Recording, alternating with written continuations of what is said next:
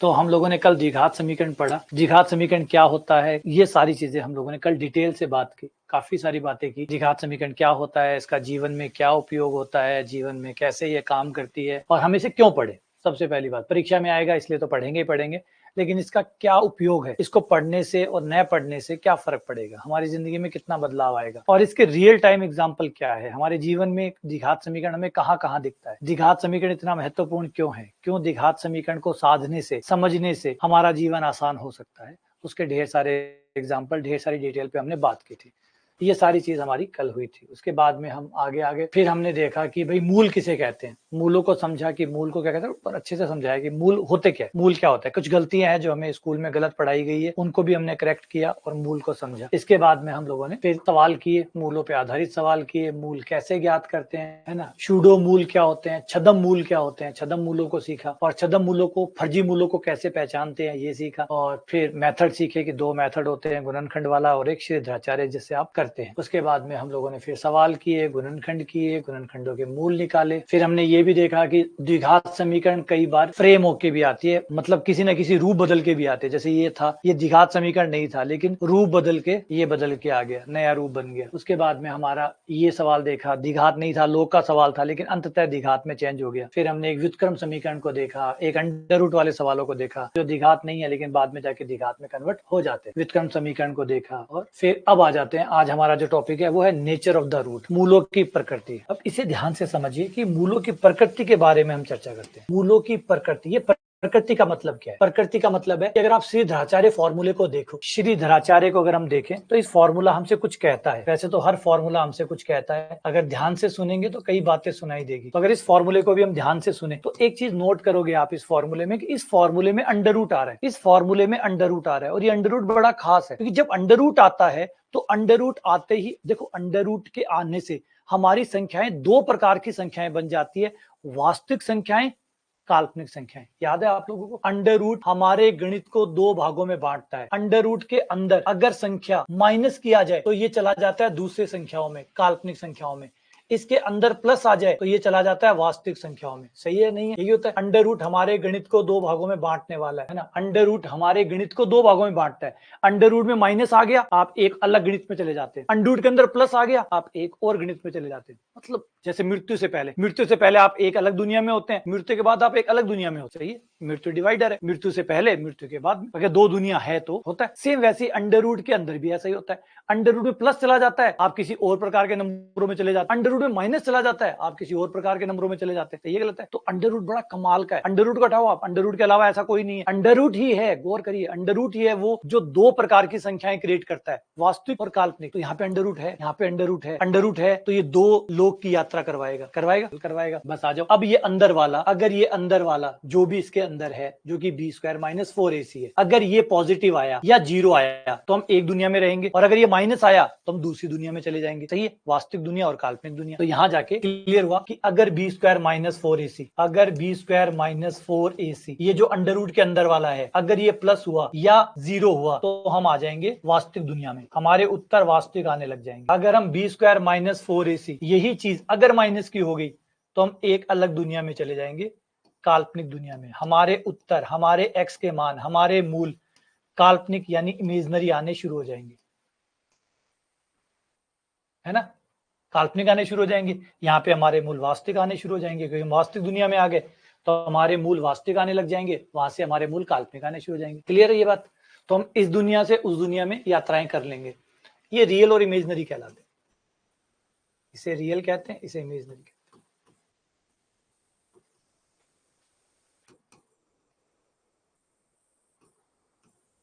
तो यहां आएंगे तो आप इमेजिनरी में चले जाएंगे, और यहां आएंगे तो आप रियल में आ जाएंगे। आगे, अब रियल में भी आगे चलते हैं और देखो, रियल में भी इंटरेस्ट पार्ट है, रियल में भी इंटरेस्ट है। काल्पनिक और वास्तविक तो हो गए। अब गौर करो, अगर ध्यान देना, अगर ये जीरो आ जाता है, अगर ये जीरो आ जाता है, अगर ये भैया जीरो आ जाता है तो अंडर रूट का खेल ही खत्म। अंडर रूट खत्म तो प्लस माइनस खत्म। प्लस माइनस क्या करेंगे? जीरो का प्लस माइनस क्या कर सकते हैं? कुछ नहीं। तो ये प्लस माइनस वाला सारा झंझट खत्म, प्लस माइनस वाला झंझट खत्म। यानी आपका उत्तर, आपके जो एक्स के मान आएंगे वो सिर्फ एक आएंगे। एक्स के मान दो क्यों आते हैं? क्योंकि प्लस माइनस होते हैं। प्लस लेते हैं एक उत्तर आता है, माइनस लेते हैं तो दूसरा उत्तर आता है। तो दो उत्तर कब आते हैं? जब तक प्लस माइनस जिंदा है। और प्लस माइनस कब तक जिंदा है? जब तक ये जीरो नहीं आता है। जब तक ये जीरो नहीं आएगा, ये कुछ भी आएगा तो प्लस माइनस, प्लस अपना काम करेगा, माइनस अपना काम करेगा। लेकिन जिस दिन ये जीरो हो गया उस दिन प्लस माइनस का खेल खत्म।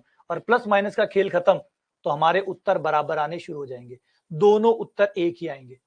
इसका मतलब यहां से आगे बढ़ते हैं। अगर B square minus 4ac zero आ जाए तो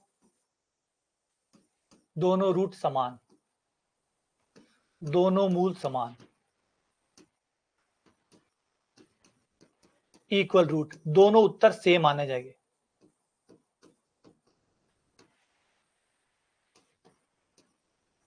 इक्वल रूट्स, दोनों रूट्स बराबर हो जाएंगे। लेकिन अच्छा जीरो नहीं आया तो? अगर जीरो नहीं आया तो, जीरो नहीं आया तो भाई नहीं आया तो दो उत्तर आएंगे। नहीं आया यानी प्लस का आया, जीरो नहीं आया तो दोनों असमान आएंगे, दोनों असमान आएंगे, अलग अलग आएंगे, अनइक्वल आएंगे।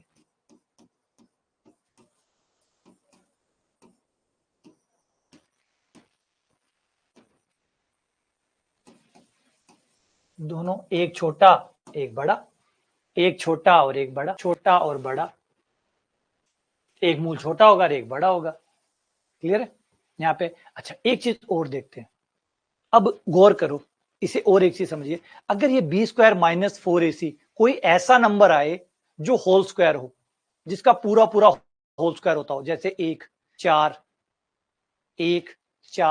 9, 16, क्या है एक में ऐसा? 1 = 1 का स्क्वायर, 4 2 का स्क्वायर, 9 3 का स्क्वायर, 16 4 का स्क्वायर, 25 5 का स्क्वायर। अगर ऐसे नंबर आए, यानी वो नंबर आए जिनका पूरा पूरा होल स्क्वायर होता है, तो होल स्क्वायर को अंडर रूट से बाहर आने की परमिशन होती है। ये बाहर आ जाएंगे, बाहर आ जाएंगे तो अंडर रूट खत्म हो जाएगा। अंडर रूट खत्म हो जाएगा तो आपके उत्तर बट्टे वाले नंबर आने लग जाएंगे, जिसे आप रैशनल कहते हैं, परिमेय कहते हैं। आपके उत्तर परिमेय आने लग जाएंगे। परिमेय मतलब बिना अंडर रूट वाले, रैशनल नंबर बिना अंडर रूट वाले। तो एक बात और पता चली कि अगर बी स्क्वायर माइनस 4ac ये नंबर अगर होल स्क्वायर है, अगर ये नंबर पूर्ण वर्ग है, होल स्क्वायर वाला नंबर है, पूर्ण वर्ग होल स्क्वायर नंबर है,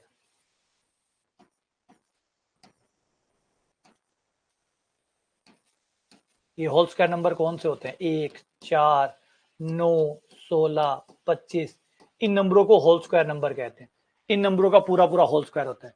अगर होल स्क्वायर हुआ तो ये बाहर आएगा, बाहर आएगा तो आपके जो रूट होंगे वो परिमेय आएंगे, बिना अंडर रूट के आएंगे, बिना अंडर रूट के परिमेय रूट आएंगे, रैशनल रूट आएंगे, बट्टे वाले रूट आएंगे, बिना अंडर रूट के आएंगे। अंडर रूट चला जाएगा, अंडर रूट हट जाएगा। और कितनी बातें निकल के आई इसमें से, कितनी बातें निकल के आई। बी स्क्वायर माइनस 4ac ने कितना कुछ बताया। अगर ये, अब पहले शुरुआत से करते हैं, अगर ये माइनस का हो गया तो चला गया इमेजनरी वर्ल्ड में, इमेजनरी वर्ल्ड, आयटा वाला वर्ल्ड आ गया, शुरू हो जाएगा। माइनस आता है मतलब आयटा आता है, माइनस आते ही तो आयटा आता ही है, तो इमेजनरी वर्ल्ड शुरू हो गया। हाँ लेकिन अगर जीरो या प्लस का आया तो फिर आप इस रियल वर्ल्ड में आ गए, ये सारा खेल फिर रियल वर्ल्ड का शुरू हो गया। अब रियल वर्ल्ड में आगे अध्ययन करें तो रियल वर्ल्ड में अगर ये जीरो आ गया तो दोनों रूट सेम हो जाएंगे। अगर जीरो नहीं आया, प्लस का आया, तो दोनों रूट अलग अलग आएंगे। अगर ये होल स्क्वायर हो गया तो आपका अंडर रूट से बाहर आ जाएगा, आपका अंडर रूट मुक्त हो जाएगा, अंडर रूट मुक्त बन जाएगा। ये कई बातें हमें और पता चल गई।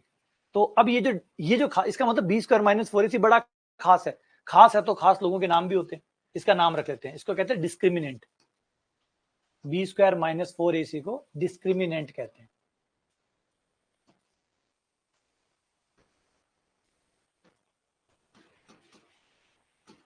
जो एक्चुअल में डिस्क्रिमिनेट करता है, हमें बताता है, डिस्क्रिमिनेट बताना, ये सूचक है, बताता है कि क्या होने वाला है। विविक्त कर, हिंदी में शायद ऐसा सही, या एक विवेचक भी कहते हैं, जो विवेचना करके आपको देता है कि भाई आपके रूट कैसे आने वाले, बिना रूट निकालने से पहले ही आपको बता देगा, आपको सावधान कर देगा कि आपके रूट ऐसे आने वाले। भाई आप निकालना चाहो तो निकाल लो, वरना मत निकालो। ये पहले से ही आपको विवेचक, डिस्क्रिमिनेट, पहले से अलग अलग करके आपको बता देगा कि कौन से रूट। अब आप इसको सॉल्व करोगे तो अंत में आपको क्या मिलने वाला है। वो ये नहीं बताएगा कि कौन से रूट आने वाले हैं, वो आपको बताएगा कैसे आने वाले हैं। नेगेटिव मतलब सॉरी इमेजनरी, रियल, कौन से आने वाले हैं शुरू में ही वो आपको बिना रूट निकाले ही आपको रूट के बारे में बता देगा। इसको कहते हैं मूलों की प्रकृति। आपको प्रकृति के बारे में बता देगा, मूल नहीं बताएगा। अब आप सोचो मूल b² - 4ac मूल नहीं बताता, ये प्रकृति बताता है। मूल मतलब एक्चुअल वैल्यू वो नहीं बताता, वो तो पूरा फॉर्मूला लगाओगे सॉल्व करोगे तो पता चलेगा। लेकिन आप कई बार मूलों में इंटरेस्टेड भी नहीं होते, आप सिर्फ ये जानना चाहते हैं कि इसके मूल इमेजनरी है या रियल है या इक्वल है, कौन से हैं, ये उतना आपको बता देगा। अगर कम जानकारी चाहिए तो कम बता देगा। ये नेचर ऑफ द रूट कहलाता है। बात समझे? नेचर ऑफ रूट में, रूट और नेचर ऑफ द रूट में क्या फर्क है? रूट का मतलब है पूरे आंसर आपने निकाल लिए, इनको कहते हैं रूट, इनको कहते हैं रूट। जैसे कल हमने जो सवाल किए थे, ये समीकरण को हमने सॉल्व किया, x के मान निकाले, तो ये जो x के मान आ गए ये तो हो गए मूल यानी रूट। अब ये रूट कैसे आए हैं? इमेजनरी आए हैं, रियल आए हैं, इक्वल आए हैं, इसे कहते हैं नेचर ऑफ द रूट। के रूट का नेचर कैसा है, प्रकृति कैसी है, वास्तविक है, काल्पनिक है, इक्वल है, या बिना अंडर रूट के, जैसे बिना अंडर रूट के अंडर रूट नहीं आ रहा, परिमेय है, तो कैसे हैं, बस इनकी प्रकृति। मूल क्या है ये नहीं बता रहा, कैसे होंगे ये बता रहा। ठीक है, तो इस बात को अंतर करो दोनों को कि मूल और मूलों की प्रकृति में क्या अंतर है। जैसे ईमानदारी है ना, ईमानदारी गुण का नाम है, प्रकृति का नाम है। ईमानदारी प्रकृति का नाम है। आगे बढ़ते हैं। ये समीकरण x² -2√3x - 22, इसके मूल कैसे हैं? वास्तविक है, काल्पनिक है, वास्तविक काल्पनिक दोनों है या इनमें से कोई नहीं? इसके रूट कैसे हैं? काल्पनिक है, वास्तविक तथा काल्पनिक दोनों या इनमें से कोई नहीं है। तो आप b² - 4ac को ट्राई करेंगे। x² का गुणांक 1, b जो x का गुणांक है, c जो अचर पद है, a बराबर 1, b बराबर -2√3, c बराबर -22। शर्त लगाओ b² - 4ac, b का मान -2√3 का स्क्वायर और 4 × 12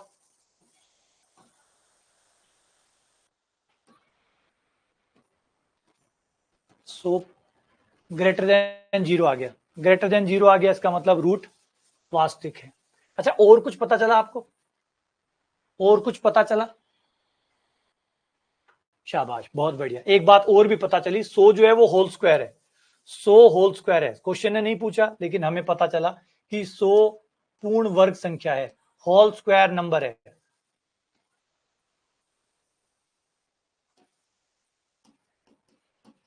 100 पूर्ण वर्ग संख्या है, इसका मतलब जो रूट आएंगे वो परिमेय भी आएंगे, रैशनल आएंगे। रूट रैशनल होंगे, अंडर रूट नहीं आएगा, अंडर रूट नहीं आएगा, इनमें अंडर रूट नहीं आएगा। अच्छा, एक बात और पता चलिए, 100 आया, 0 तो नहीं आया ना। 0 नहीं आया, इसका मतलब अनइक्वल भी आएंगे, असमान भी आएंगे, दोनों रूट अलग अलग होंगे, दोनों रूट अनइक्वल आएंगे, एक छोटा आएगा एक बड़ा आएगा। क्योंकि 0 नहीं आया है, 0 नहीं आया, इसका मतलब दोनों रूट अलग अलग है, दोनों रूट अलग अलग है।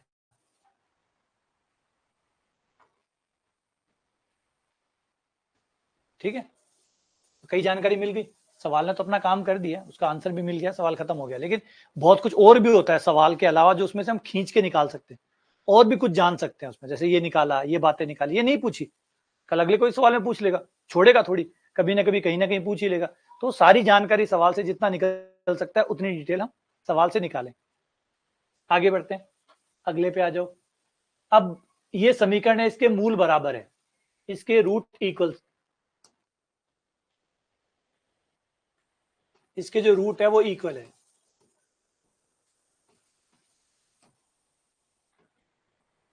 तो बताओ P की वैल्यू क्या है, value of the P, value of the P, उसकी बात करेंगे भी आगे, आगे बात करेंगे, अभी तो बेसिक बात कर रहे हैं, फिर आगे उस पर और चर्चा करेंगे, मूल, पॉजिटिव, नेगेटिव, इन पे भी बातें होंगी। तो A का मान कितना हुआ,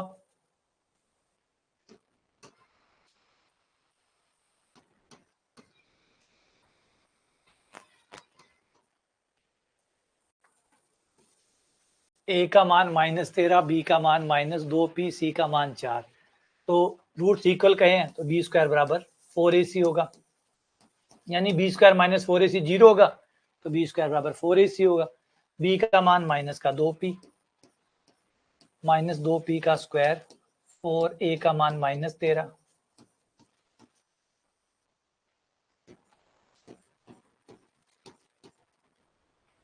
(4P स्क्वायर),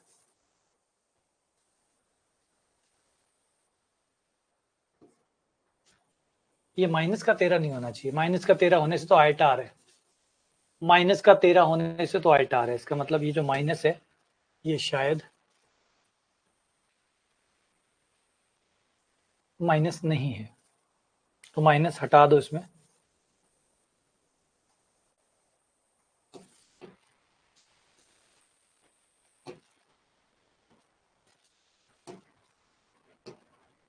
चार into 13,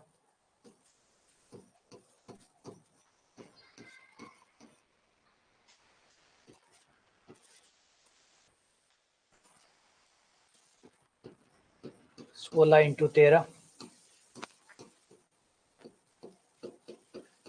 plus minus under root 4 गुणा 13,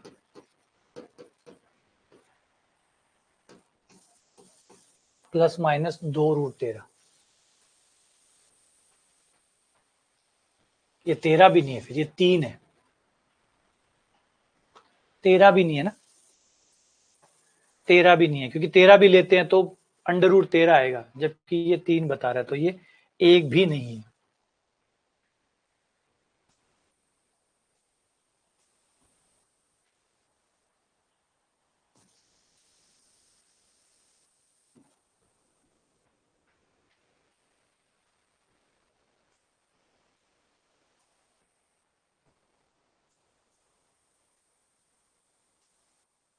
ये ऐसे बनेगा सवाल, ये जाके सही हुआ, प्लस माइनस 2√13, 2√3।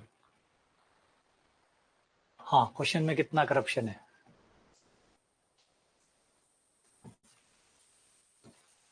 इनमें से कौन से समीकरण के मूल बराबर है, कौन सी समीकरण है जिसके मूल बराबर है, तो क्या बी स्क्वायर बराबर 4AC है, बी स्क्वायर यानी 36, 4AC 4 या 12, 12 दूनी 24, नहीं, क्योंकि मूल बराबर होने के लिए बी स्क्वायर बराबर 4AC होना पड़ेगा। क्या बी स्क्वायर बराबर 4AC किसमें है, तो इसमें तो नहीं है, ये गलत। क्या इसमें है, 36 और 9 चौक 36, ये भी 36, डन, इसमें है। क्या इसमें है 64 बराबर, ये 32 आएगा, नहीं है।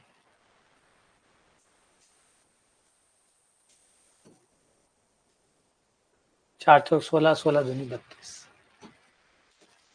अब बात करते हैं कि ये ठीक है, आंसर आ गया, सवाल खत्म हो गया, और क्या क्या पता चला हमें, और क्या क्या पता चला, इन बाकियों से क्या पता चलता है, बाकियों के बारे में थोड़ा अध्ययन करते हैं, बाकियों के बारे में क्या पता लगा। एक सवाल में से 5-6 सवाल निकालो, है ना, यही पढ़ने का सबसे बढ़िया तरीका होता है। सवाल चाहे कम करो, लेकिन एक सवाल को उधेड़ दो पूरा, एक सवाल को जब पढ़ो ना तो पूरा उधेड़ दो उसको। जैसे अब इस पे आओ, पहले वाले पे, पहले वाले में क्या स्थिति है, ऑब्वियसली बात है, मूल बराबर तो नहीं आ रहे, बराबर नहीं आ रहे, कुछ तो आ रहा होगा, क्या पता लगता है पहले वाले समीकरण के बारे में,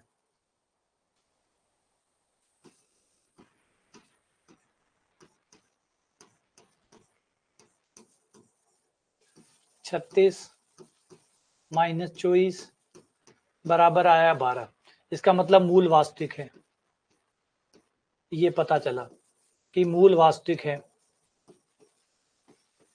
0 नहीं आया, इसका मतलब मूल असमान है, अनइक्वल है, छोटे बड़े आएंगे,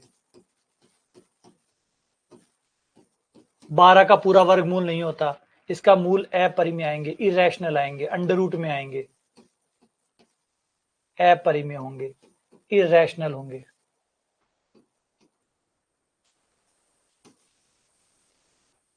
मूल वास्तविक होंगे, मूल असमान होंगे और अपरिमेय होंगे।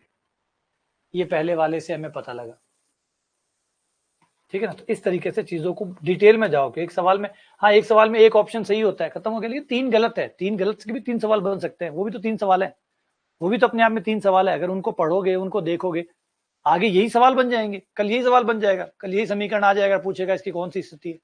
तो एक सवाल में जितना कुछ आप निकाल सकते हो उतना उसमें से निकालो, है ना। इससे क्या होगा, आपको बहुत सवाल नहीं निकालने पड़ेंगे, आपने 10 का सेट पकड़ा, है ना। जैसे खाने के लिए होता है ना, कम खाओ लेकिन बढ़िया खाओ, कम खाओ पर बढ़िया खाओ। तो सेम वही बात सवालों के साथ भी ऐसे, थोड़े से सवाल ले लो और उनकी धुलाई कर दो। फिर देखो एक सवाल नहीं है, वो 10 सवाल करोगे 50 सवाल हो जाएंगे आपके, फिर आपको ज्यादा सवालों की जरूरत नहीं पड़ेगी। हाँ खाली उत्तर मिला मिला के भागोगे तो फिर तो बहुत नए सवाल चाहिए होंगे।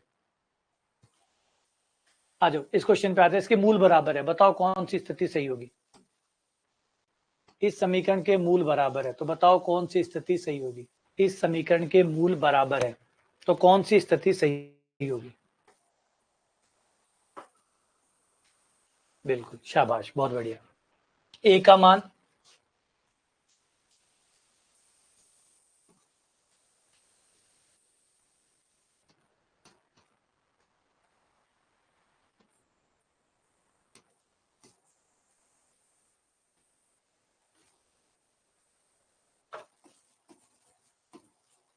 बी स्क्वायर बराबर 4ac।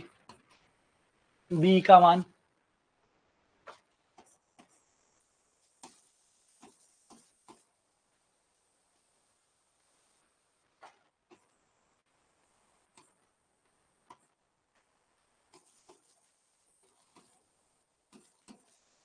-2 BC plus AD।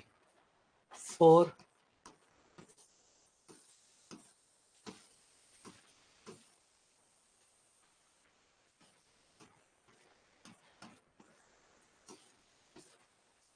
ए square B square C square D square.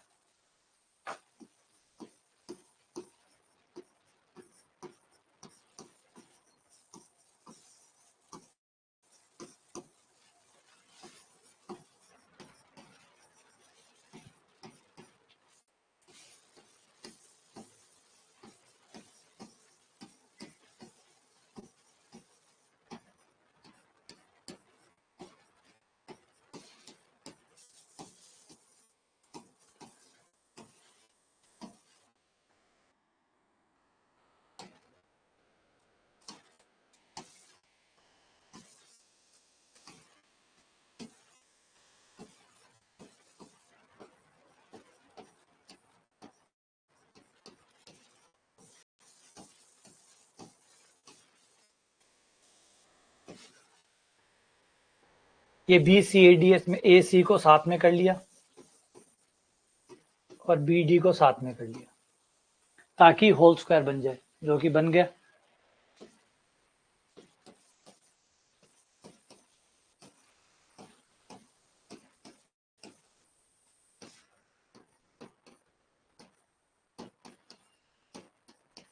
AC बराबर BD। ए के नीचे बी को ले जाओ, डी के नीचे सी को ले जाओ। ए बटा बी डी बटा सी, ए बटा बी डी बटा सी।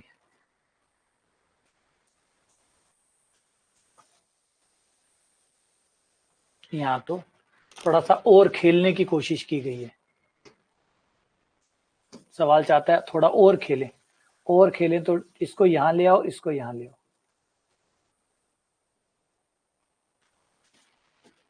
ए बटा डी बराबर बी बटा सी। अब आ गया, अब आ गया।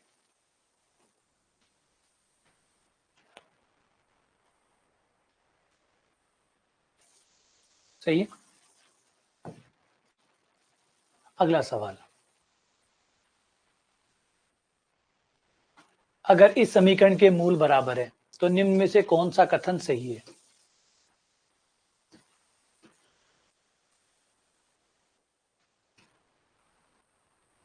इस समीकरण के रूट अगर इक्वल हैं तो निम्न में से कौन सी बात सही है? तो बी स्क्वायर बराबर 4ac,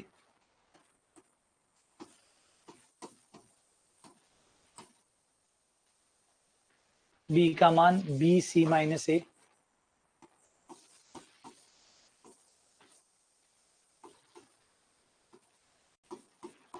और ए का मान A B minus C,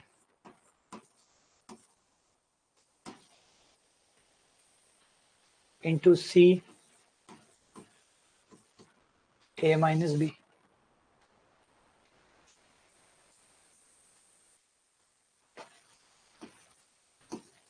B square C minus A का square, 4ac B minus C A minus B.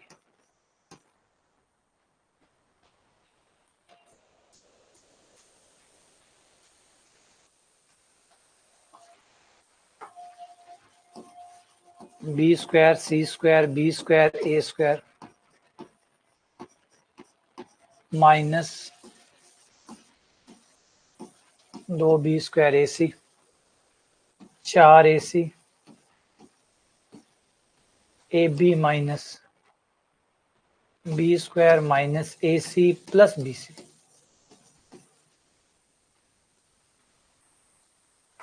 B square C square B square A square, 2b square A C बराबर 4a square B C, 4b square A C minus 4a square C square plus 4a B C square.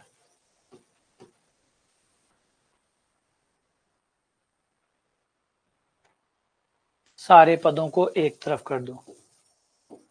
B square C square, क्या कोई और है इनके साथ? नहीं। B square A square plus 4a square C square, और ये minus के 2 और ये 4 तो प्लस के 2 हो गए, प्लस के 2 B square A C minus के 4a square B C plus के ये ले लिया माइनस के 4a बी सी स्क्वायर।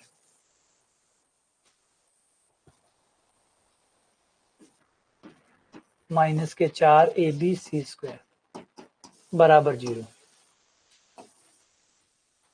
अब देखो कि ये क्या बना।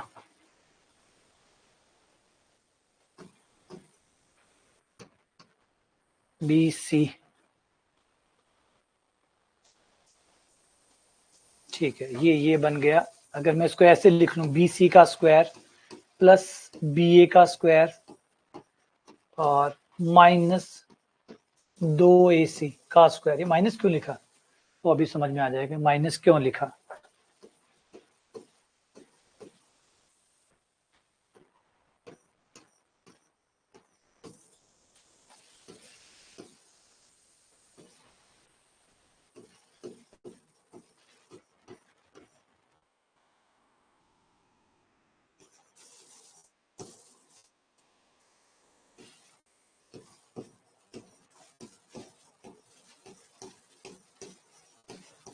अब गौर करो, ऐसा लिखने से ये होल स्क्वायर बन जाएगा। ऐसा लिखने से A square plus B square plus C square plus 2ab plus 2bc plus 2ac, तो ये आपका a plus B plus C का होल स्क्वायर बन गया। क्योंकि जो हमारा a plus B plus C तीन पदों का जो होल स्क्वायर होता है उसका फॉर्मूला यही होता है, A square plus B square plus C square plus 2ab plus 2bc plus 2ac।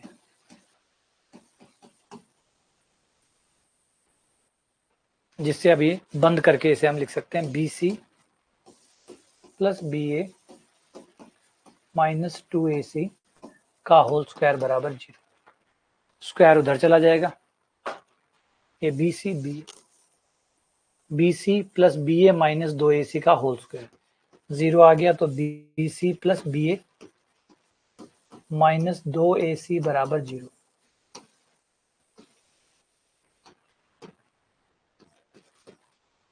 और अब भाग दे दें इसमें, किसमें भाग दे दो, ए बी सी का भाग।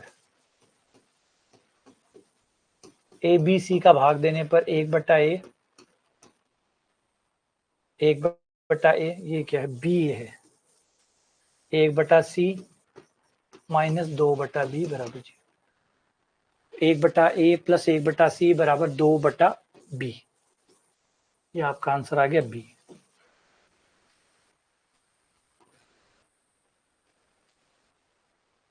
बी आपका आंसर आएगा। तो बड़ा कैलकुलेटिव था। और सबसे बड़ी बात लास्ट में मास्टर स्ट्रोक जो लगता है ये, अब ये जो चीजें ना ये सीखनी है।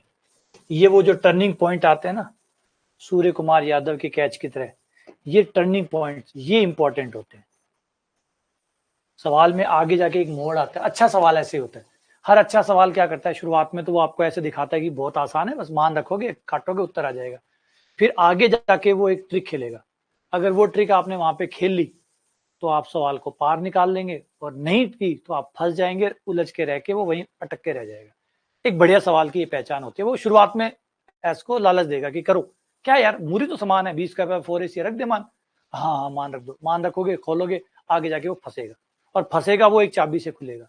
अब वो चाबी आपने पहले देखी हुई है तो आप लगा लोगे, नहीं देखी हुई तो वहां फंस जाएगा, वो अटक जाएगा। जैसे ये लो, अभी यहाँ अटक जाता, अगर आपको ये पता है ये चाबी अपने देखी हुई है तो यूज कर लोगे, वरना वो वहीं फंस के रह जाएगा। पर आप सोचते रहो सोचते रहो सोचते रहो, अब सोचने का भी कोई फायदा नहीं है, क्योंकि सोच भी तो वही पाओगे ना, याद भी तो वही कर पाओगे जो देखा हुआ होगा, सुना हुआ होगा। अब ये कभी देखा हुआ ही नहीं है तो फिर याद भी क्या आएगा। आप बैठ के सोचो, सोचो सोचो सोचो, क्या सोचोगे, सोचोगे भी तो वही ना, सोच में भी तो वही आता है जो देखा हुआ है, वो भी कोई नया थोड़ी आ जाता है। तो इसका मतलब यहाँ ऐसे फंसेंगे कि सोचने का कोई मतलब ही नहीं बनेगा। आ जाओ, एक सवाल और बढ़िया सवाल लेते हैं जिसमें फिर फंसेंगे हम लोग। अब ये रहा सवाल, इसमें बड़े साइन और कॉस और कई दे दिए। अब ये कह रहा है कि मूल वास्तविक है, बताओ पी का मान इनमें से किसमें है।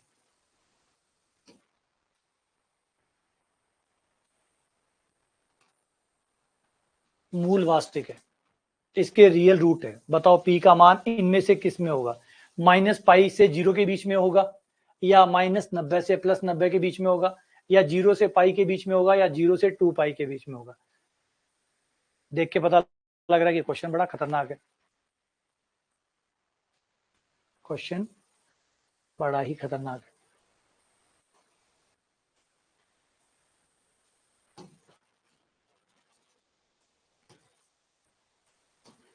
हाँ बिल्कुल, बिल्कुल कर सकते हैं, बिल्कुल सही है।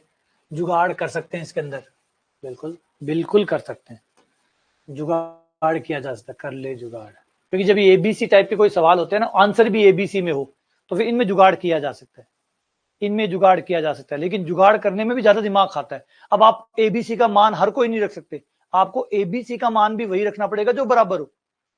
तो फिर यहाँ पे मुर्गी से ज्यादा मसाला महंगा हो गया। अब आपको एबीसी भी नहीं कि मेरी मर्जी आए कोई भी एबीसी रख दू ना, एबीसी भी आप वो रखने पड़ेंगे जो मूलों को बराबर लेके आए। ऐसे नहीं कि ए का मान 1 रख दिया, बी का मान 2 रख दिया, सी का मान 2 रख दिया ना, एबीसी भी आपको सोचने पड़ेंगे। ऐसे एबीसी सोचो जिससे मूल बराबर आ जाए, तो बड़ा महंगा पड़ गया। बिल्कुल, बस यही तो दिक्कत है। तो कई बार सवाल बनाने वाला भी सोच के रखता है कि आ जाओ जुगाड़ करो, मैं जगह नहीं छोड़ूंगा। अब यहाँ पे जुगाड़ नहीं चलेगा, जुगाड़ आप क्या करते हैं, अब ये तो एबीसी का मान रख दो एबीसी का मान। लेकिन रुको, एबीसी का मान ऐसा वैसा नहीं, एबीसी का मान वो रखिएगा जिससे मूल बराबर हो। मैं तो सोचना पड़ेगा, तो महंगा पड़ेगा, तो महंगा पड़ेगा। यही दिक्कत है कि हर सवाल जुगाड़ से नहीं होता, इसलिए तो हमेशा कहते हैं, वरना क्यों इतनी माथापच्ची करें, अगर जुगाड़ ही काम कर जाते तो फिर क्यों इतनी माथापच्ची करते। कई सवाल होते हैं जो जुगाड़ों के लिए पहले से प्रोटेक्टेड होते हैं। जैसे भी ये सवाल है, सोचो पहले एबीसी ऐसे लेकर आओ जिससे मूल बराबर हो जाए, उसके बाद फिर आगे देखेंगे। ठीक है,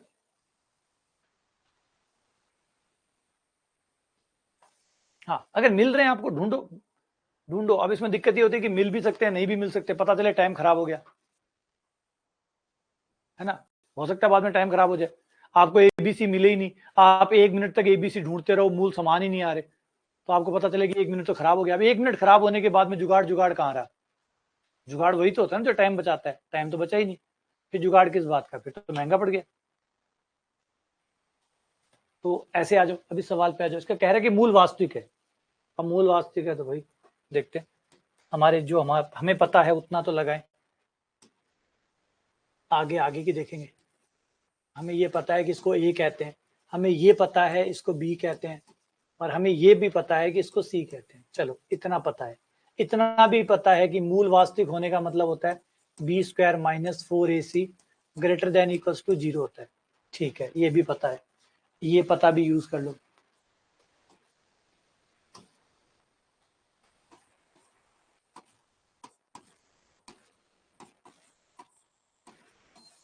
B square minus 4ac greater than equals to 0, B का मान cos p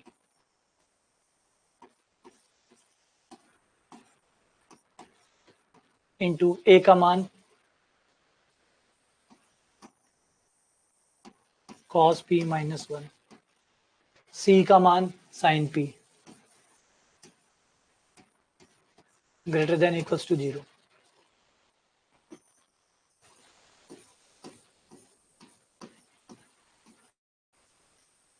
cos p sin p।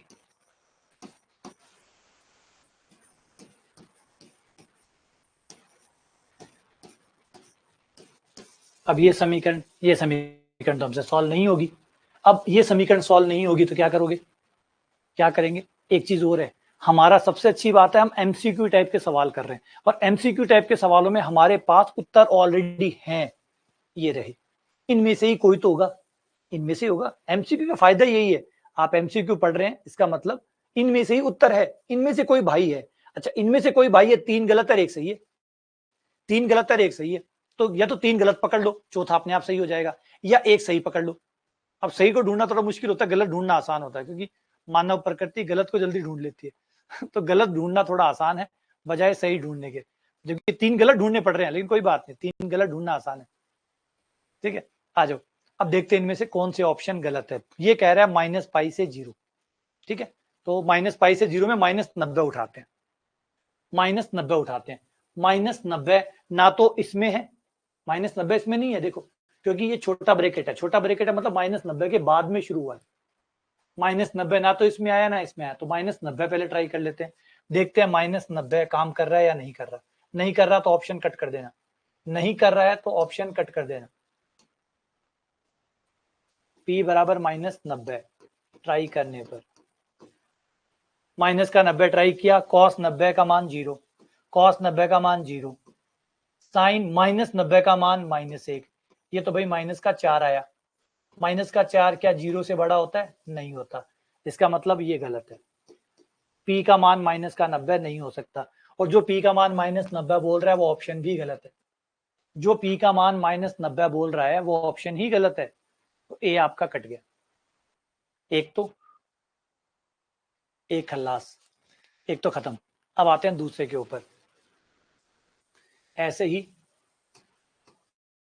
इस पे चलते हैं, 0 से 2π तक ले जा रहा है बंदा, 0 से 2π तक ले जा रहा है ना, 0 से 2π तक।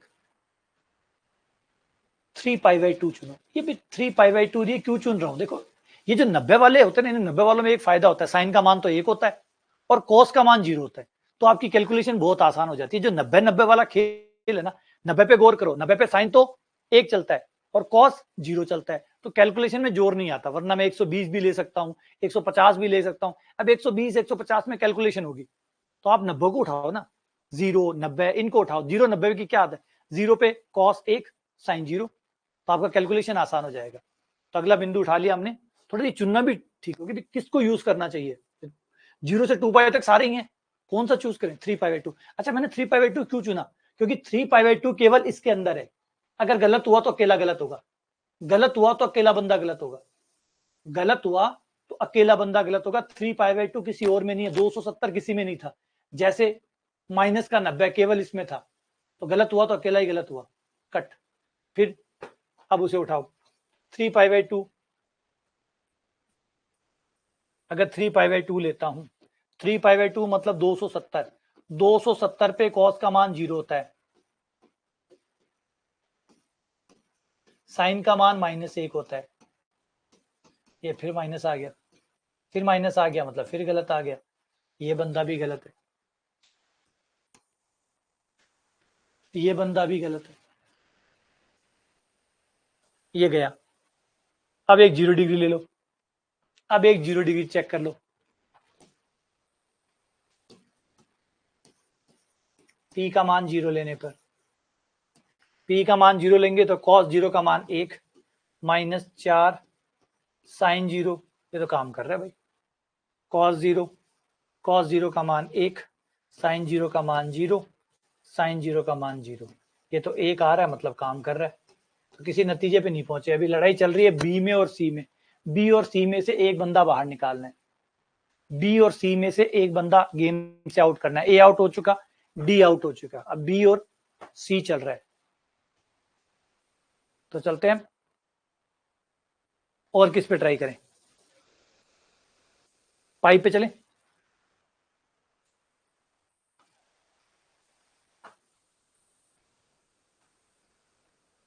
चलते हैं हम, जो उसमें नहीं हो इसमें हो। एक ले लेते हैं 90 के बाद, चलते हैं 90 के बाद ले लेते हैं 120, 120 पे चल लेते हैं। P बराबर 120, 120 केवल इसमें है और उसमें नहीं है। 120 रखते ही cos 120 का मान होता है माइनस का √3/2 माइनस 4 गुणा cos 120 का मान प्लस cos 120 का मान माइनस का √3/2 माइनस माइनस प्लस हो गया, साइन 120 का मान cos 120 का मान 1/2 cos 120 का मान, cos 60 के बराबर होता है, 60 पे होता है माइनस का 1/2 cos 120 माइनस 1/2, ये हो गया माइनस माइनस माइनस प्लस हो गया 4 1/2 √3/2 4 साइन 120 का मान √3/2, सब कुछ प्लस का आ रहा है, इसका मतलब 0 से बड़ा आएगा। अब ये 120 पे सही है, 120 तो उसमें है ही नहीं, 120 तो P 120 सही है और 120 तो उसमें है ही नहीं, इसका मतलब ये ऑप्शन गलत हुआ भाई। ऑप्शन वो भी तो, जो सही को नहीं रखता वो भी तो गलत हुआ, जो गलत को रखता है वो भी गलत है, और जो सही को नहीं रखता वो भी तो गलत है। P का मान 120 सही है, P का मान 120 उसमें है तो नहीं, इसलिए वो रिजेक्ट हो गया, ये बच गया। तो आपका आंसर हो गया सी।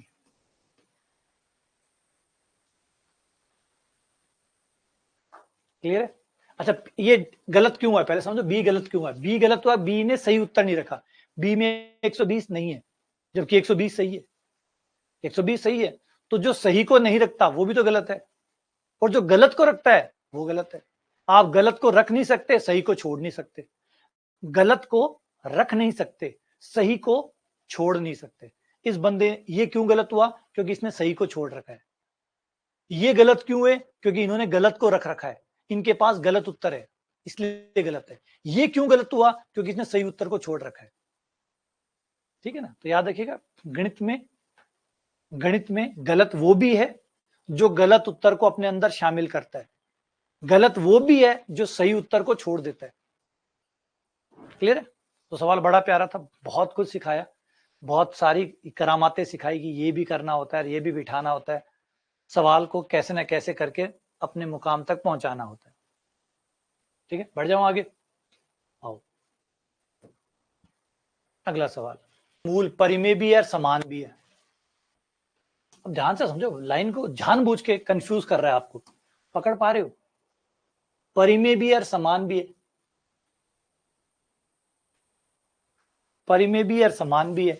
तो भैया समान ही कह दो ना, बात तो वही, समान हो गए, अंडर रूट तो बचा ही नहीं, अंडर रूट तो बचा ही नहीं,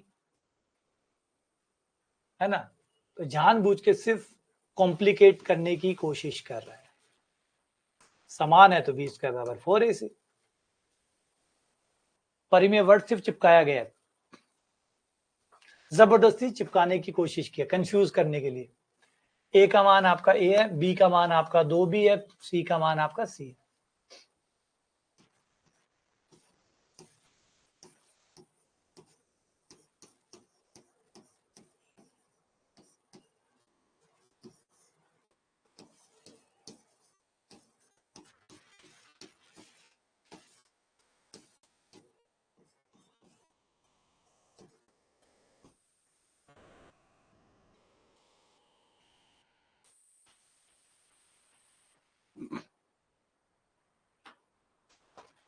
गुणोत्तर श्रेणी।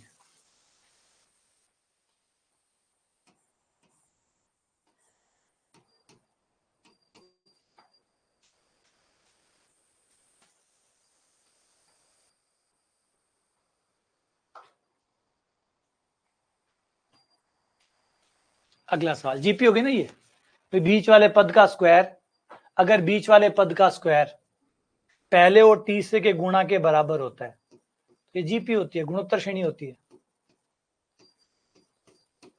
Geometrical progression.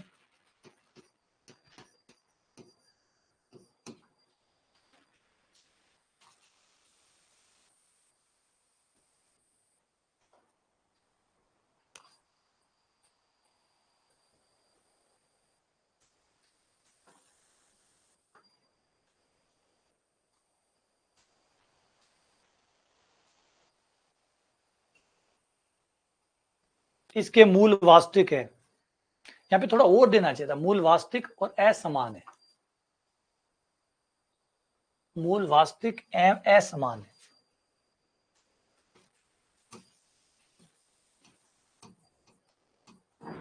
अच्छा ऐसा क्यों जोड़ा, वो अभी मैं आपको आगे जब हल करेंगे तब बताऊंगा। मूल वास्तविक है, असमान है, मतलब अनइक्वल है और रियल है, अनइक्वल है और रियल है।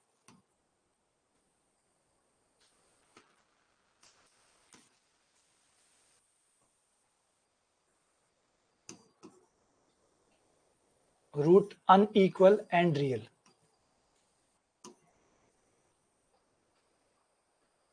और अनइक्वल और रियल कब होते हैं, असमान और वास्तविक कब होते हैं, जब B square minus 4ac greater than 0 होता है, ना कि बराबर भी नहीं होता, सिर्फ ग्रेटर देन होता है। हाँ, B square minus 4ac greater than 0 होता है, बराबर भी नहीं होता। मान रखिए ए का मान कितना, 1, बी का मान कितना 4k, सी का मान कितना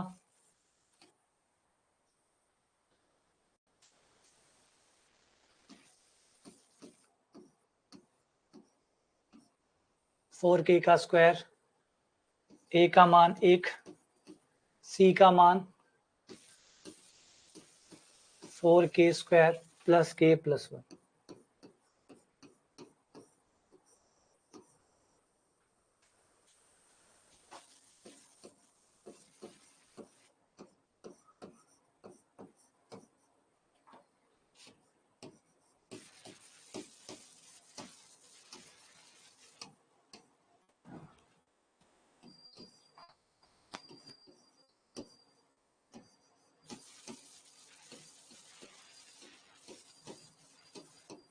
k का मान लेस देन -1।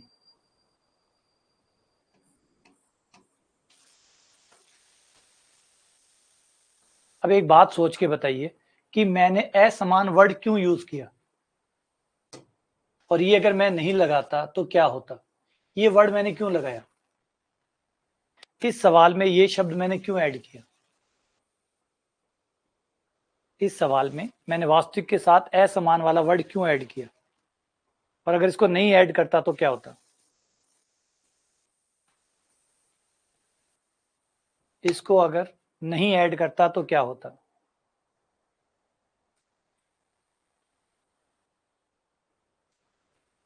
शाबाश, वाह प्रेम, शाबाश, शाबाश रानी। और लोग, शाबाश अजय, शाबाश आदिश। और भाई बंधु, क्या लगता है आपको कि असमान नहीं ऐड होता तो क्या होता। बिल्कुल, हमारे सारे ऑप्शन गलत हो जाते, हमारे सारे ऑप्शन गलत हो जाते, कोई भी ऑप्शन सही नहीं होता, क्योंकि अगर अनइक्वल नहीं आता, अगर अनइक्वल नहीं होता तो यहां बराबर का चिन्ह आता, यहां बराबर का चिन्ह आता, बड़ा और बराबर दोनों आता, तो यहां बराबर आता, यहां बराबर आता, तो हमारा उत्तर आता के लेस देन इक्वल्स टू, बराबर भी आता, लेस देन इक्वल्स टू -1 आता। ऐसा कोई ऑप्शन इसमें नहीं है, ऐसा कोई ऑप्शन नहीं होता, इस वजह से सवाल गलत हो जाता। ठीक है, कोई भी ऐसा ऑप्शन नहीं होता जो इस शर्त को पूरा कर पाता, इसलिए गलत हो जाता है, इसलिए सवाल को सही बनाने के लिए असमान करना पड़ा। आगे बढ़ते हैं। आगे मिलिए ए बी सी समांतर श्रेणी में है, तो A X square plus 2bx plus C के मूल कितने हैं? अब इसमें आप जुगाड़ कर सकते हो, इसमें आप जुगाड़ कर सकते हो, इसको आप सीधा भी कर सकते हैं, सीधा तो होता ही है, सीधा तो हर कोई होता है। अब यहाँ पे जुगाड़ की जगह छोड़ दी सवाल ने, यहाँ पे आपके लिए जुगाड़ की जगह छोड़ दी। क्या छोड़ दी?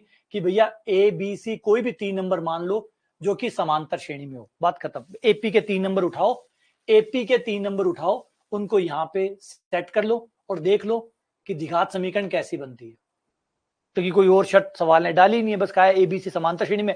मान लो कोई 3 समांतर श्रेणी के पद, 3 समांतर श्रेणी के मान के यहां रख लो, पता कर लो, बस जुगाड़ की जगह खाली, जुगाड़ कर लो। उसमें जगह मिले तो जुगाड़ जरूर करो, जगह मिले तो मौका मत छोड़ो, है ना। जब मौका सवाल दे रहा है आपको, मौका सवाल बहुत कम मौका ही देगा ऐसे जुगाड़ करने की जगह, कम जगह ही मिलेगी, तो जहां मिले करो जुगाड़।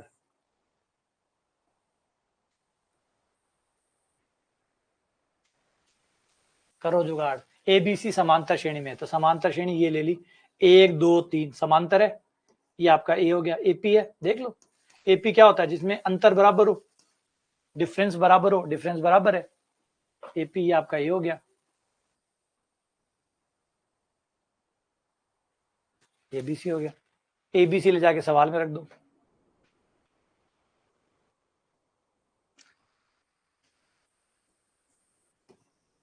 ए का मान 1, बी का मान 2,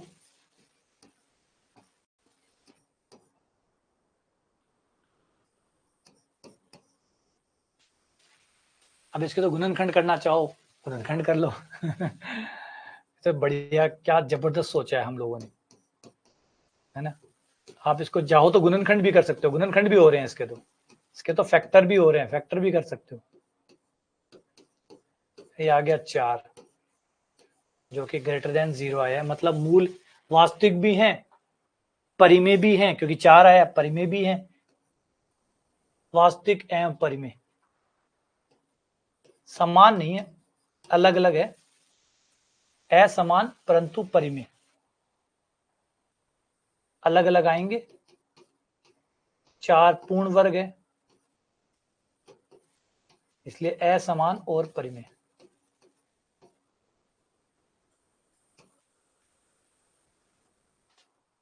हाँ, अब देखो इस सवाल की क्या हमने कितना मतलब इसके साथ बुरा किया बेचारे को, कितना बढ़िया सवाल अगले ने बनाया होगा, और हमने, अब ये होता है सवाल बनाने वाला कई बार जुगाड़ की जगह छोड़ देता है ना, तो इतने बढ़िया सवाल का इतनी दुर्गति करते हैं हम लोग। अब ये देखो कितना बनाने वाले ने अच्छे से बनाया होगा, जैसे मेन तरीके से करेंगे तो आपको दिख भी जाएगा कि बनाने वाले ने बड़ी ईमानदारी से बनाया होगा, बड़े अच्छे से बनाया होगा सवाल को, लेकिन कई बार वो बनाने वाला भी भूल जाता है कि जुगाड़ खुला रह गया, और फिर जुगाड़ आया, बूम, पूरा सवाल, अच्छा खासा सवाल मिट्टियों के भाव, है ना, मिट्टी के भाव चला गया।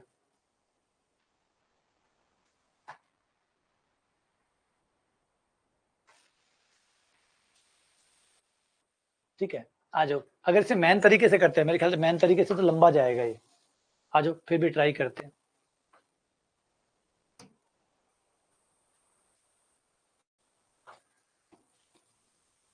मैन तरीके से करें तो बी स्क्वायर माइनस 4ac निकाले, बी का मान कितना हुआ 2b माइनस 4, ए का मान a और c का मान c।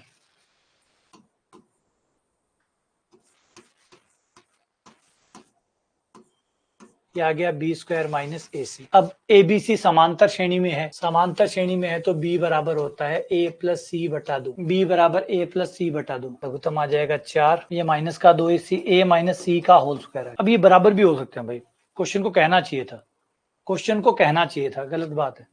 अब सवाल को कहना चाहिए था कि ये भिन्न भिन्न है, एबीसी अलग अलग है, क्योंकि अगर एबीसी अलग अलग नहीं है, अगर एबीसी अलग अलग नहीं है तो ए और सी बराबर हो गए तो 0 भी आएगा। तो इस सवाल ने कमी छोड़ दी कि सवाल को पूरी बात कहनी चाहिए थी कि 3 भिन्न भिन्न ये वर्ड ऐड होना चाहिए था, वरना फिर इन दोनों उत्तरों में कंफ्यूजन आ जाएगी, क्योंकि अगर ए बराबर सी हुआ तो फिर 0 भी आएगा, समान भी आएंगे, अगर ए और सी बराबर नहीं हुए तो असमान भी आएंगे, तो इसलिए पूरा सवाल नहीं है, सवाल अधूरा है, दी गई जानकारी पर्याप्त नहीं है। तो दी गई जानकारी को पर्याप्त करने के लिए मैंने जोड़ दिया भिन्न भिन्न, और भिन्न भिन्न जोड़ने पर ए और सी अलग अलग होंगे, तो बी स्क्वायर माइनस 4ac पूर्ण वर्ग आया है, और स्क्वायर है तो नेगेटिव होगा नहीं, तो इसका मतलब मूल परिमेय भी होंगे और असमान भी होंगे। अच्छा, छोटी छोटी बातें जो होती है ना, पेपर बनाते टाइम छूट जाती है, इस वजह से सवाल आगे जाके डिलीट हो जाते हैं। अब सवाल क्या होते हैं, आगे जाके डिलीट होते हैं, आगे जाके डिलीट इन्हीं वजह से होते हैं। तो गणित में सबसे ज्यादा सवाल डिलीट होने का बड़ा कारण यही होता है कि छोटी छोटी बारीकियां होती है, अब वो पेपर बनाने वाले को उस समय वो ध्यान में जाती नहीं है। अब वो ध्यान में नहीं, और ध्यान में जाएगी भी कैसे? सोचिए, एक पेपर बनाने वाला 2 आदमी होंगे, 10 होंगे, 10 आदमी पेपर बना रहे हैं और 2 लाख परीक्षा दे रहे हैं, एक 2 लाख लोग उसे चेक कर रहे हैं, एक सिर्फ 10 लोग बना रहे हैं, तो गलतियां होने की जगह ज्यादा है। तो पकड़ में वो छोटी छोटी बातें हैं, वो पकड़ में आ जाती है। पेपर देते हैं तो 2 लाख लोग पेपर दे रहे हैं, अब वो सब देख रहे हैं क्या है, क्या गलती है, कहाँ छोड़ दिया, कहाँ कोमा छोड़ दिया, और फिर वो एक गणित में तो एक कोमा इधर उधर हुआ, कहानी सारी बिगड़ जाती है। जैसे ये सवाल बनाने वाले ने बहुत अच्छा बनाया, फिर कमी छोड़ दी, कमी छोड़ दी तो सवाल आगे जाके डिलीट होगा, ये हटेगा ये सवाल। इक्वल इमेजनरी रूट इक्वल नहीं होते, इमेजनरी रूट अलग अलग ही होते हैं, बराबर नहीं होते, क्योंकि फिर B square minus plus minus का चिन्ह काम करने लग जाता है ना। जब प्लस माइनस का चिन्ह काम करने लग गया तो वो रूट को बराबर आने ही नहीं देगा। देखो, बी स्क्वायर माइनस 4ac 0 होगा तभी दोनों रूट सेम आएंगे, चाहे वो प्लस आए चाहे वो माइनस आए, दो अलग अलग रूट आएंगे। तो काल्पनिक रूट कभी बराबर नहीं हो सकते, काल्पनिक मूल बराबर नहीं हो सकते। क्यों नहीं हो सकते? क्योंकि प्लस माइनस जिंदा है, अभी हम जिंदा है, तो जब तक ये हटेगा नहीं तब तक ये रूट को बराबर आने ही नहीं देगा, है ना। ये देखो फॉर्मूले की यही तो विशेषता है। फॉर्मूले पे फिर से नजर मारो, तो ये लगता है काल्पनिक मूल बराबर होंगे, काल्पनिक मूल बराबर नहीं हो सकते, क्योंकि ये चीज 0 आएगी तभी ये इसका असर खत्म होगा। इसका असर तब खत्म होगा जब ये 0 आएगा, क्योंकि इसके अलावा चाहे कुछ भी आए, ये प्लस और माइनस जिंदा रहेंगे, और जब तक ये जिंदा रहेंगे ये दो अलग अलग उत्तर लाते रहेंगे। तो दो उत्तर इनकी वजह से आ रहे हैं ये लोग, और ये कब तक जिंदा है? जब तक ये 0 नहीं आता है। जिस दिन ये 0 आया, क्योंकि 0 के आगे प्लस माइनस नहीं टिकते, वो खत्म। और उसके अलावा 0 के अलावा कुछ भी आया तो प्लस 1 उत्तर देगा, माइनस 1 उत्तर देगा, 2 उत्तर है। इसलिए काल्पनिक मूल, और काल्पनिक में ये कभी 0 होता नहीं है, काल्पनिक में क्या होता है, ये माइनस का होता है, तो आएगा तो एक प्लस का उत्तर आएगा और एक माइनस का उत्तर आएगा, 2। इसीलिए काल्पनिक उत्तर कभी बराबर नहीं हो, काल्पनिक उत्तर कभी बराबर नहीं हो सकते। वास्तविक बराबर हो सकते हैं, काल्पनिक नहीं हो सकते। a प्लस बी के मूल, इसके मूल कैसे होंगे? अगर a प्लस बी प्लस सी बराबर, इसको भी कर ले जुगाड़, जुगाड़ से हो जाएगा, ये भी जुगाड़ से हो जाएगा, ये भी जुगाड़ से हो जाएगा। ऐसे 3 नंबर ढूंढो जिनका जोड़ 0 होता हो, तो ऐसे तो बहुत सारे मिल जाएंगे। 1 प्लस 2 माइनस 3 हो गया, 1 2 माइनस 3, 1 2 माइनस 3, a बराबर 1, b बराबर 2, c बराबर माइनस 1, a बराबर 1, b बराबर 2, c बराबर माइनस 3। ये ट्राई करो जुगाड़ यूज करने पर। a का मान 1, b का मान 1, b का मान 2 लिए, c का मान 2 का भाग दे दिया, b स्क्वायर माइनस 4ac जो कि प्लस का आएगा, 8 24 और 9 33 जो कि प्लस आ गया। मूल वास्तविक बड़ा खतरनाक हो जाता है, ये बड़े बढ़िया सवाल बनाते हैं और जुगाड़ है ना सारा असर खत्म कर देता है। जुगाड़ जो होता है ना सारे सिस्टम को फेल कर देता है, बड़ा खतरनाक। आ जाओ मैन तरीके से करते हैं। वैसे एक्चुअली सवाल मैन तरीके से बहुत बढ़िया सवाल है, ये बहुत कुछ सिखाएगा आप। आ जाओ मैन तरीके पे। तो बी स्क्वायर माइनस 4ac निकालते हैं। बी का मान क्या है? बी का मान है 3b का स्क्वायर माइनस 4, a की जगह 4a, c की जगह 2c, तो 3b स्क्वायर का स्क्वायर माइनस 4a इंटू सी। बी का मान वहां से उठा लो, बी का मान माइनस ए माइनस सी, बी का मान माइनस ए प्लस माइनस 32a। ये हो गया आपका 9 कॉमन, 18 में से हो गया 9a square plus 9c square, ये हो गया 16ac, 16 हुआ 14ac, 9a square plus 9c square minus 14ac। अब करते हैं बड़ा कमाल, बड़ा कमाल। ये इससे तो पता ही नहीं चल रहा कि प्लस आएगा कि माइनस आएगा, इससे तो पता ही नहीं चल रहा। तो एक काम करते हैं, हमने इसको लिख दिया 18 प्लस 4a, उतना ही है, उतना ही है, हाँ उतना ही है। 9 कॉमन ले लिया, a square plus C square minus 2ac plus 4ac, ये बन गया a माइनस सी का स्क्वायर, ये a माइनस सी का स्क्वायर बन गया। और अभी भी हम इसकी क्या गारंटी ले सकते हैं कि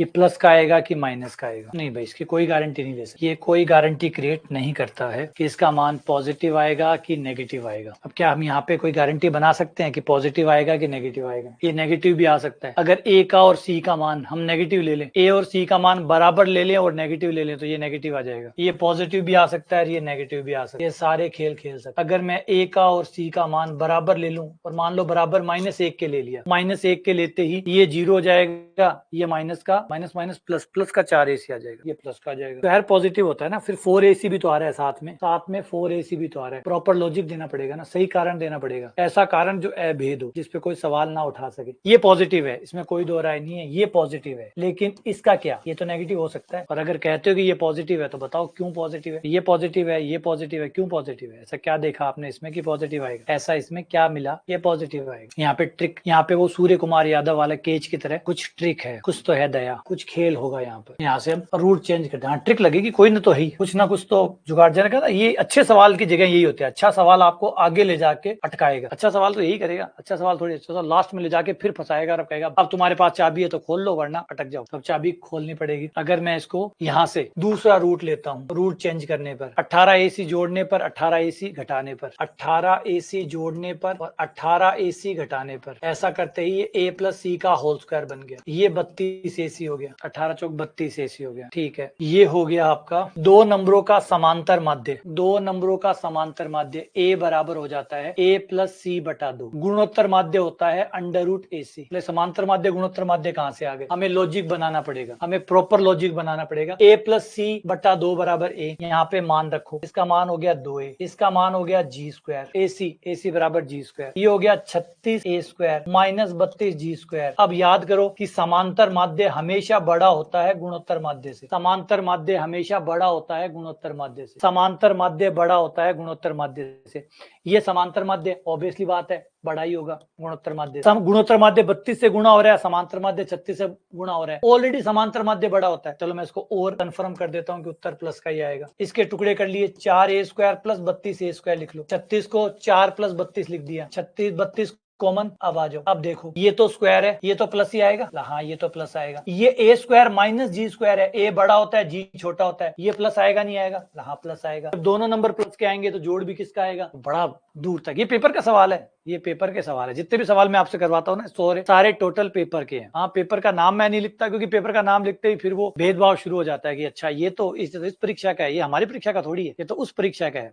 कई बार होता है, कई बार हमारे पास कॉल आता है सर ये गणित पूरे भारत की एक है, पूरे भारत की नहीं पूरे विश्व की एक है, ये अलग नहीं बनी। यूपी के लिए कोई अलग गणित बनी है, मध्य प्रदेश के लिए अलग बनी है। लेकिन जैसे मैं यहाँ पे नाम लिखूंगा ना कि मैं मध्य प्रदेश, इतने में बंदा मध्य प्रदेश क्या है, हमारा थोड़ी है। अरे गणित मध्य प्रदेश की भी वही है, मध्य प्रदेश ने अपनी नहीं बनाई है, ना यूपी ने अपनी बनाई है, ना राजस्थान ने अपनी बनाई है। द्विघात समीकरण है, वो पूरे विश्व का एक ही है, इसलिए वो नाम है साथ में ऐड नहीं करता। नाम ऐड करते ही आप उसमें वो ढूंढने लग जाते, हमारा स्टेट है या नहीं है, मेरे स्टेट का है, अच्छा मेरे स्टेट में भी मेरी परीक्षा का है या नहीं है, वो भेदभाव। इसलिए ये सवाल बहुत बढ़िया, कितना जबरदस्त इसने खींचा है। और वैसे जुगाड़ से हो तो पहले ही गया था, जुगाड़ से तो पहले ही हो गया था। इतने बढ़िया सवाल का जुगाड़ ने वैसे भी काम खराब कर दिया।